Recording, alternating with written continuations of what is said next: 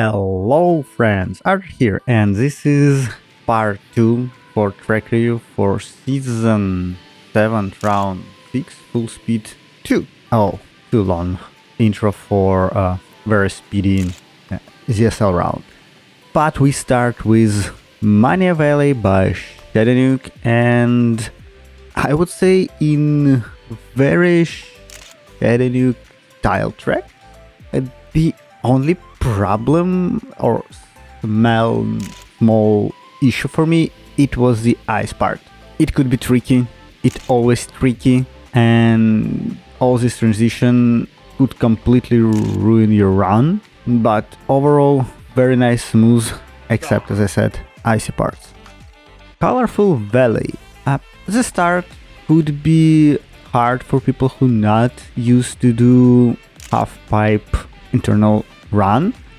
If you go higher than you need, the physics of the cart will drag you down and you fail, so be careful at the beginning. Then I would say checkpoint 5-6 would be very tricky. You need a decent amount of speed to do that. U-turn, so we can consider it as a speed check, because if you do several fails before that, you won't have enough speed.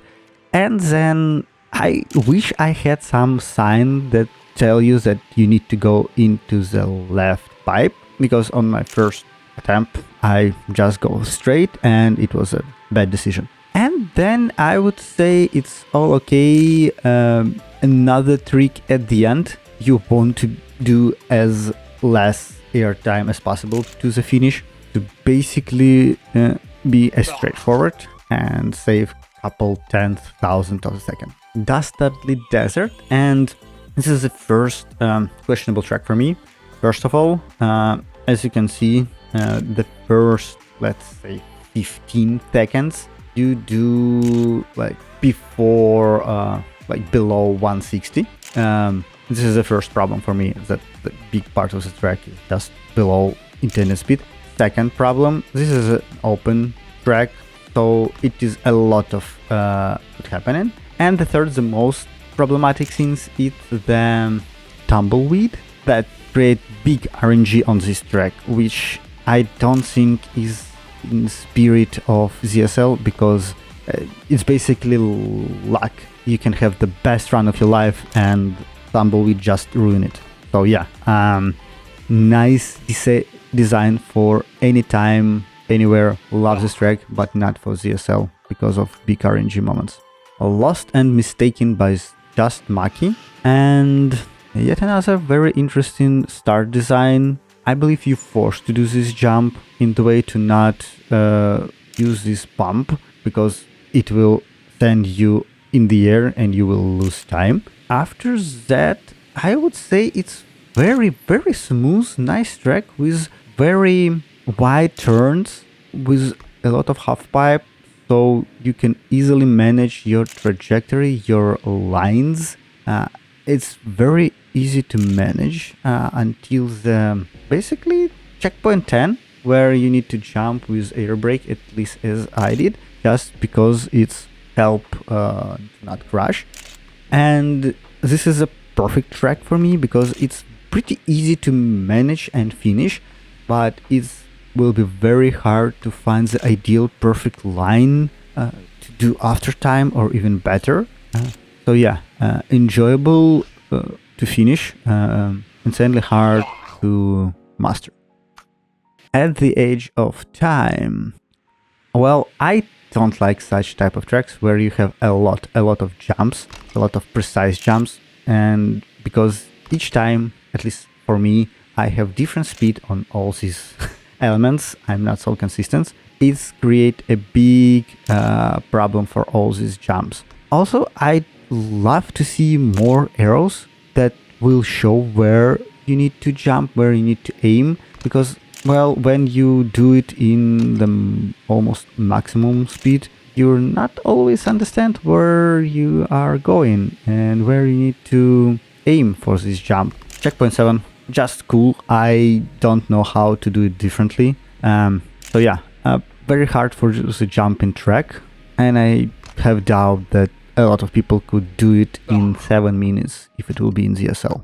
Pomegranate, And right from the start, this track demands you very precise turning, which will be so beneficial for controller players and slightly nightmare for keyboard users. Maybe Action Key 40 would help in this case, but yeah, it's just not that I could be 100% sure because I'm used controller.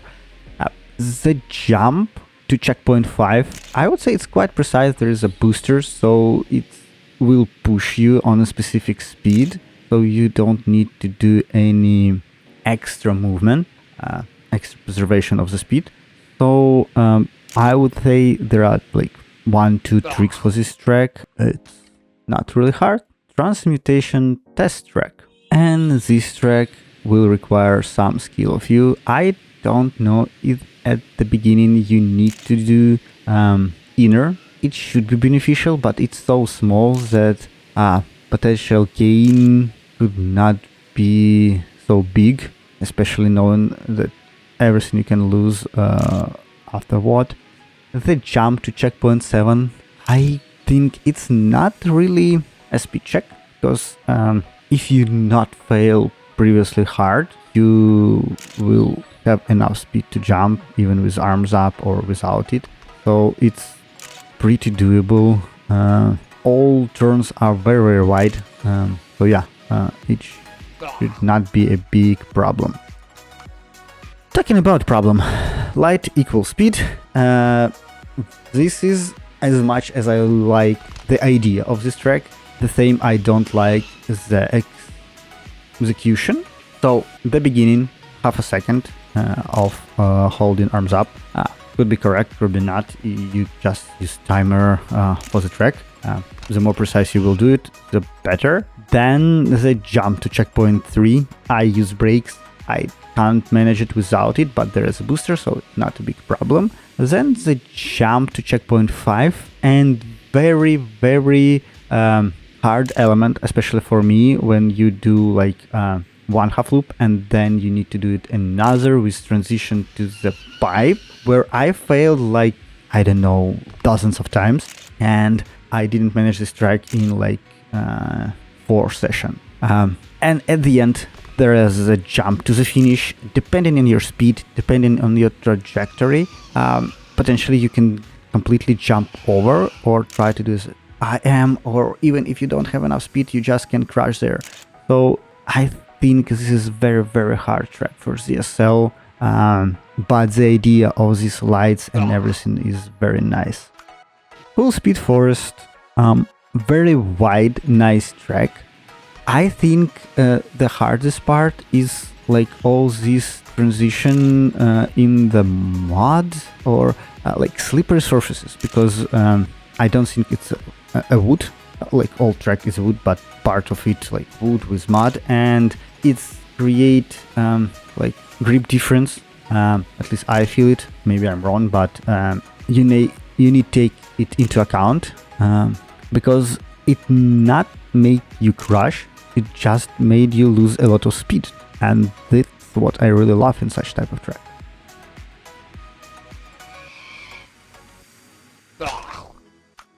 Night, and this is, I would say, quite hard track for, could be some like what hard track for people because of the lines, because of the jumps, and I find that using steer limiter 60 is a good for this track. The hard part is the outer pipe, jumping in a pipe, and this is where you can fail a lot. For example, I think I was just lucky to do it in faster than after time, just because I really bad in outer pipe. So yeah, be careful and practice. Practice is all that you need in most of such type of tracks. And yeah, guys, that was the second part for track review. Some of them were hard, some are not. Really enjoy it. Hope to see more tracks to have like big option to choose for the ZSL. But anyway, as always, leave like, leave comments, what's your favorite track, what you want to see in ZSL, and as always, see you in the next video. Bye.